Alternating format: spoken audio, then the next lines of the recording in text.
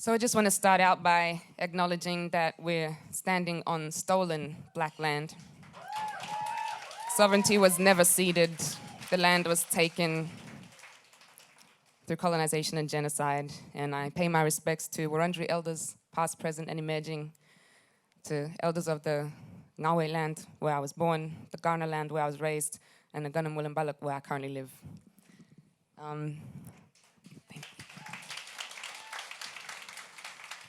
So I'm going to do a few things in my set tonight. I'm going to start out with a song. And I guess just to preface the song a little bit, the song is called How to Fuck. I promise it's not instructional.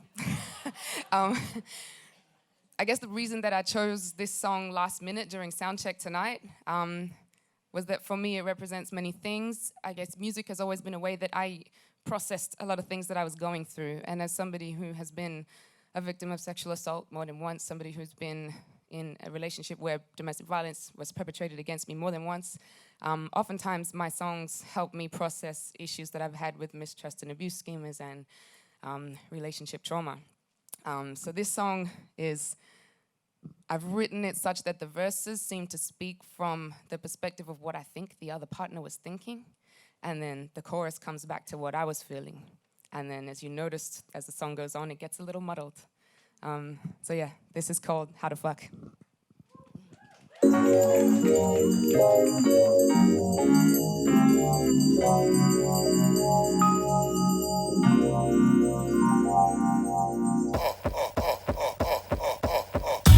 I don't wanna know if you're there for me. I don't wanna know if you care for me. I just need someone to touch me, then let me be.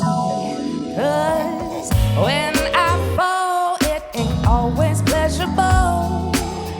In fact, I feel no pleasure at all when I stumble and I'm vulnerable and I succumb to someone who's got me by the balls. So I don't wanna know if you're feeling me, and don't ever expect you'll be dear to me. I just need someone to make me come, then let me sleep. How to think like a man, but in truth I don't know if I can. Wouldn't it be easier if I knew how to fuck, but I only know how to make love. So I don't wanna sleep with you next to me. No, no, no. I don't wanna feel your arms around me. 'Cause when it's said and done, you ain't the one, and you don't love me. Oh, so what's the use? Don't try to deny the truth. You can say that you love me, but you don't have any proof. And I wonder what I've done so dumb to become the one who has become numb to love. So I don't really care what you think of me. No, no, no. I don't give a fuck what your opinion be. I won't be the fool to fall for you, then watch you leave. I want to think like a man, but in truth I don't know if I can. Wouldn't it be easier if I knew how to fuck, but I only know how to make love. Make love. Thank you. This piece is called The Boy Behind Me. You see that boy behind me? All night he's been eyeing me like he thinks he's already inside me. Looking at me slyly at the corner of his eye, he slips me that smile ever so slightly. physically drawn to me, emotionally pawing at me, mentally trying to define me. But if you're looking for me in that collection of pre-designed templates of woman you've got cataloged in your mind, believe me, you're hunting blind. And if you really want it, baby, you'll have to leave all that shit behind and come find me. Don't anticipate me or what this might be, because despite the serendipity of how you and me have been brought together synchronistically, this ship may not be going down like fairy tale history. And believe me, I've learned the hard way that our potential for physical ecstasy may or may not be the lesson you need reflected in me, despite the possibility for positivity and living free that we possess currently. So, take a second before you drop that pickup line. Don't go losing your mind because some chick is fine. Let's drop the games and pick up where we left off as spirit divine. Me honoring yours and you honoring mine. Taking an interest in the grand design and in one another as instruments of the evolution of humankind. My humble request. Let the next woman that you kiss and caress be not a conquest, but an honored guest of your soul's utmost respect. Enticed not just by what's erect, but by your intellect and your soul's pure intent. Treat her like that spark of the divine, that queen, and you will come into your own as that spark of divine, that king. Because like Lauren said, it cannot just be about that thing, because the string that ties you to me also holds you together from within. And if you use and abuse till that string wears thin, it's not just you who falls apart, because we're all together in this thing, every yang, every yin, and every non-binary in between. So, boy behind me, looking at me slyly like you think you're already inside me, do me a fucking favor and look at me. Really see me. Not for the desires and the pleasures you could acquire from me, but for the love and light you could provide for me as that reflection of the divine that we aspire to be. Bringing out the highest potential of that divine in me, the highest potential of divine in every single one of these beautiful queens. And the highest potential that in you I already see.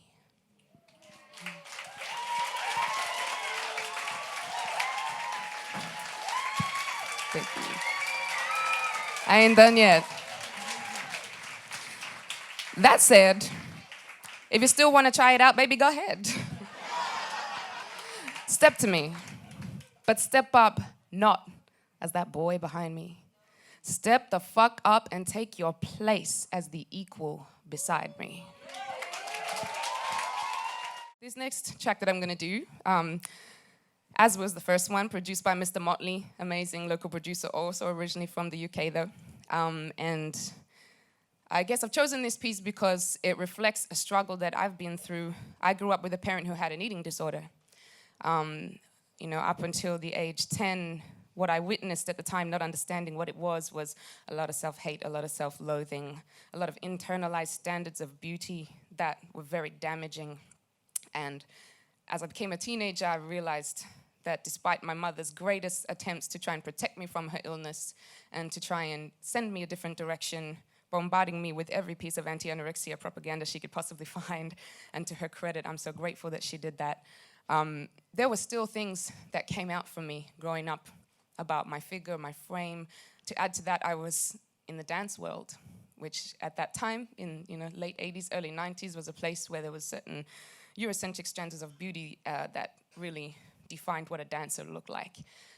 So you'll see a little bit through this song, a bit of my struggle with that and what that means to me, and also you'll just see a bit of my love for 90s hip-hop, so.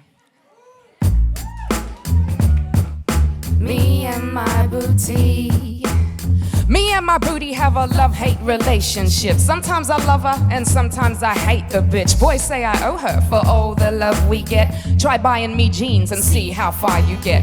What fits the hips, looking fit, leaves a gape at the waist. What fits the waist, splits the lips and not the ones on my face. Camel toe, she's worse than itchy lace. But I diverge from my story, man, I'm losing my place. Back to me and my body, apparently, that's where it's at. Apparently you find any man who listens to rap, but other genres tend to be more interested in your rack. It's like a musical bias. What the fuck is with that? having back versus being fat. Walking the line, always divided on my stance on this booty of mine. Kinda wondered why the focus wasn't ever on my rhymes, but now I'm rapping about my ass. Your ass is listening this time. Me and my booty man, we've been through some shit. Glassed as a pear, like my body was fruit or some shit. Grew up not seeing any image of beauty. I fit Beyonce, come along and now you flip and say my booty's the shit. WTF? But of course the waist isn't slim enough now. What? She's always ample, sometimes more than I can handle. You know we're more than a handful, me and my booty. Picture this, back then, age 10, a prima ballerina, training hours on end until my feet are bleeding, growing up on stage, and all the time I'm dreaming of making this my life or my career. And then some bigwig come from England, auditioning for scholarships, of course I'm in there. He's drilling us for hours like soldiers on the steps, and I'm giving it my heart cause it's my art that I perfect. They're saying I'm a shoo-in, I'm the best prospect, and when it came time to announce, here's what the motherfucker said. If I could slice off your buttocks and eat them as a steak with some salad and chips, you'd have had that scholarship place, but it's just too big. Who the fuck says that shit to a 10-year-old? Fuck politically incorrect, man, that shit is fucking cold. Teacher jumped to my defense saying puppy fat dissolves. She thinks she's trying to help, but she's really rubbing salt in the wound. Cause I had booty from the womb, and the shit is gonna be here till the day I'm in a tomb. And it ain't going nowhere anytime soon. The problem ain't my ass, it's your fucking attitude. Ample, sometimes more than I can handle. You know we're more than a handful, me and my booty. She's always ample, sometimes more than I can handle. You know we're more than a handful, me and my booty. Me and my booty, yeah.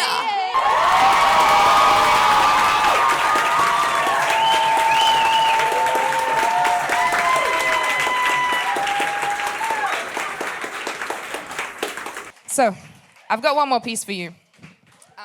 Something that a lot of people don't know about me, I guess, is that aside from my musical life, which is what most people in the room would know me for, some who've been to speak on it will know otherwise, is that I'm a youth worker.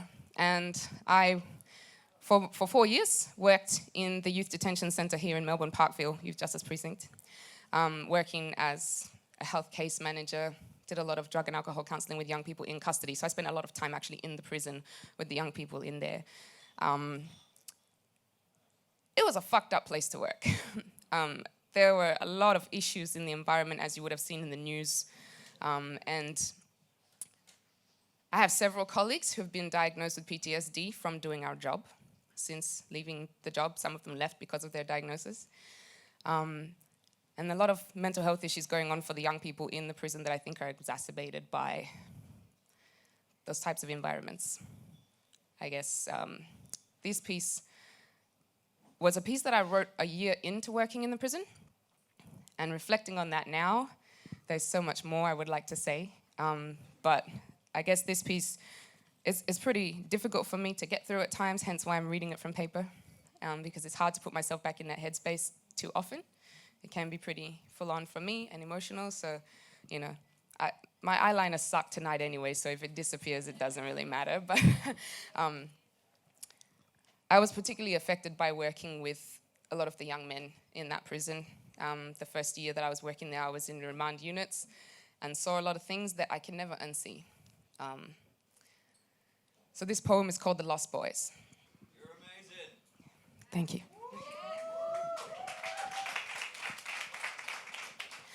I spend my days behind bars with the boys, locked up, hidden away, banished from milk bars, shopping malls, and bottle-os that they were too young to purchase from in the first place. A rocket-fueled cocktail of circumstances, downed and drunk, young minds seduced by damaging ideals, high on the idea that consequences don't exist if they simply say, I don't give a fuck, like they see in Hollywood. The come down to the rock bottom of lockup hits hard like the concrete floor of the remand unit, not at all softened by the rough, industrial, sterile, uncomforting carpet which stinks of damp, musty frustration. Behind the wall, that's what they called it. Solid metal, thick and cold as an iron curtain in a devastating European winter, even as it sears in the blistering Melbourne sun. The wall encasing unspeakable sadness, which permeates the air thick with anger and stress, expanding to fill the whole fucking place like a poisonous gas, and you have no choice but to breathe it in. I get to leave at will, go over the wall and breathe the fresh air. They don't. Hidden from society, shunned and quarantined, with every crack and gap in that icy wall blocked and clogged up with desperate attempts at punitive control and scrunched wads of shame, preventing all but a whiff of the rotting, sorrowful stench from escaping so that this city doesn't have to deal with the smell seeping from the byproducts of its own collective shortcomings, so it doesn't have to feel their pain. Like a Band-Aid covering an infected wound, we've ignored the pain inflicted at the time of injury. And now that infection has begun to smell and the pus has begun to ooze. We would rather cover it, pretend it's not there, all the while worsening it, not allowing it the air and healing that it so desperately needs. We'd rather not see it. If we let it out in the open, it could crust over and solidify. That scab makes us itch and it's ugly. It might scar, or worse, it might spread. If we had to see it every day, it might remind us of our own pain, but perhaps more so, it might remind us that if our circumstances had chanced to be different, that it could have just as easily been me, or you, or your brother, or your son behind the wall. We could have been one of those boys who, since the tender ages of 8, 6, or 3, were raised, loved, and nurtured not by a patient parent, but by moral panic-fed media gangs, marijuana, street-sold cereal, and the idea that respect on the streets is not only key to survival, but is also more valuable than your own freedom. The lost boys who, at the age of 12, can describe to me in detail with voices that haven't even broken yet how to inject a hit of heroin as if it's a fucking everyday occurrence. Who were child soldiers in civil wars at 13, who've been locked up for every birthday they've had since they were 11, who prefer being locked up because at least that way they get some food, some shelter, some medical attention, and someone to talk to every day.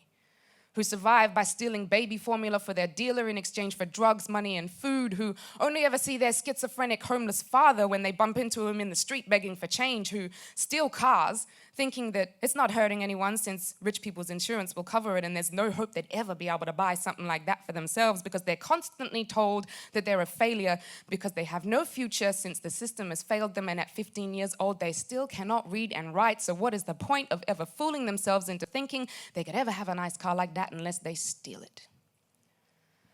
The lost boys whose first taste of discipline was not a slap on the hand and time out in the naughty corner, but a black eye, and being strapped to a high chair in a corner for 3 days at a time to wriggle and squelch in a nappy filling with their own shit while mum gets beaten to deafness by an abusive lover and copes by injecting herself into a smack haze, overdosing before his eyes while he cries helplessly, wondering if anyone will find him now that she's dead. And then we wonder why as a teen he doesn't like being restrained or backed into a corner and can't trust anyone.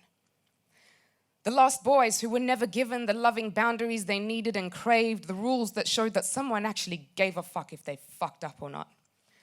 The lost boys who were abused, used, mistreated, neglected, and left to their own devices with little or no guidance and then blamed for their own anger management issues, mental illnesses, and drug addictions as if they had a fucking choice.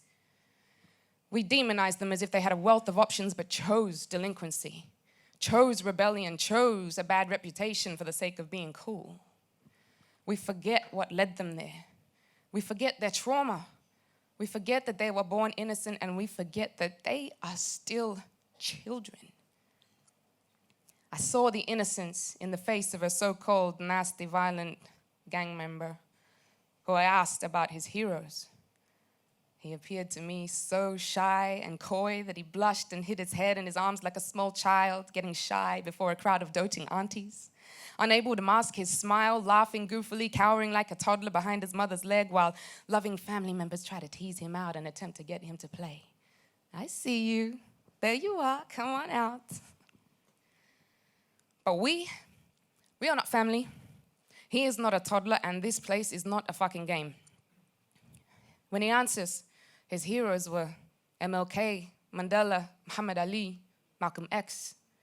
And for a flickering moment, he embodies the strength of all four combined, proud, strong, and dignified. He holds a calm potential for greatness, just waiting to be lifted and held up high above the mess of this place. I love this moment. It's a moment contrasted by the helpless brokenness of an hour later when visiting times finish and his mother, who'd promised to come, never arrives, doesn't answer her phone, held back from comforting her son out of a paralyzing shame, confusion, and burnt-out desperation. A moment of shatteredness. And yet, in my naive rookie mindset, I'm still surprised when he attempts to shatter the face of the next person who pushes his buttons over a game of 13. Unlucky number. Whack. And the cycle of violence and trauma continues. It's funny how we fail to see that little toddler inside. Sometimes I go through my days behind the wall by imagining what these kids were like when they were 3, seeing that untarnished, wide-eyed wonder. It helps me block out how easily we write off someone and discredit their worth and status as a credible human being with words like little shit. How we react personally to the seething bitterness seeping from their lips, the overwhelming anger in their screams, and the futility of the thought processes that have been shaped by misfortune, pain, and neglect. We forget that this child is someone's baby, someone's son, someone's brother, someone's uncle, and sometimes at 15 or 16 years old, someone's father. He could be a king. He could have been, he could still be. Within him resides the divine and the potential to be so much more than the shit society labels him with and smears in his face like rough, industrial, sterile, uncomforting carpet on his chin while he's being restrained by men in army boots and green shirts when that kid's outrage overcomes his ability to take everyone else's shit on top of the shit life's already dealt him. On day 1 behind bars, I was warned. At least 20% of these kids will die once they're released from custody. Many from suicide. That I would see it in the papers, that I would hear about it in the news, that I would recognize the names, and not to get too attached, to be ready for it. But you know what? Fuck that shit. I will never be ready. Because even if these lost boys have lost their hope to the point that life is no longer worth suffering through, I never will. People will call me crazy, but my son, my lost boy, I do not care what your crime was. Whether you raped, murdered, assaulted, robbed, though I don't condone your crime as a human being, your life is still innately worth something. And I will always believe that you have the potential to see the pain you've caused, admit your wrongdoing, and create a future where you no longer feel you have to hurt people to survive, but where you can feel safe enough to be your best possible self. I will always believe that you have the potential to forgive and be forgiven. My brother, my lost boy, I don't care if you go to rehab 19 times, lapsing 20 times, like a battered lover trapped by an oppressive system, returning to an abusive lover in desperation despite the potential that it may kill you. I will always believe that you have the strength to come back to rehab that 20th time. At least if you're back in rehab, you're alive. And as long as you're alive, I will always believe that you have the potential to heal, to enable another's healing, and to better yourself. My son, my lost boy, I don't care if the odds are stacked up so high against you that if you have to strain with all your strength every day just to stand up while holding them off so they don't collapse on top of you and suffocate you. Like a wall of sandbags filled with the weight of abuse, neglect, trauma, post-traumatic stress disorder, and regret, just waiting to burst through the thin sacks of bravado, violence, and verbal abuse to pour out, completely engulfing you and burying you alive. I will always believe that you have the strength to empty those bags out one by one, releasing, letting go, making that weight on your shoulders lighter and lighter, leaving the past behind to come balanced and whole, standing with ease in your own strength and peace. This is my wish for you. I believe that hidden inside every lost boy is a king. He may be bruised, he may be shattered, he may be wounded, he may be defensive, but he is a king nonetheless. That standard issue navy cap covered in graffiti and stickers from Granny Smith apples from the remand unit fruit bowl, that's just standing in for his crown. And when he is crowned, may the jewels of his rise shine so brightly that even the 20% who didn't make it can see it from all the way up in the heavens. shining brightly enough to light up this whole fucking city from behind that wall, so that the people on the outside can finally see the light within them and acknowledge that their lives are just as precious as ours.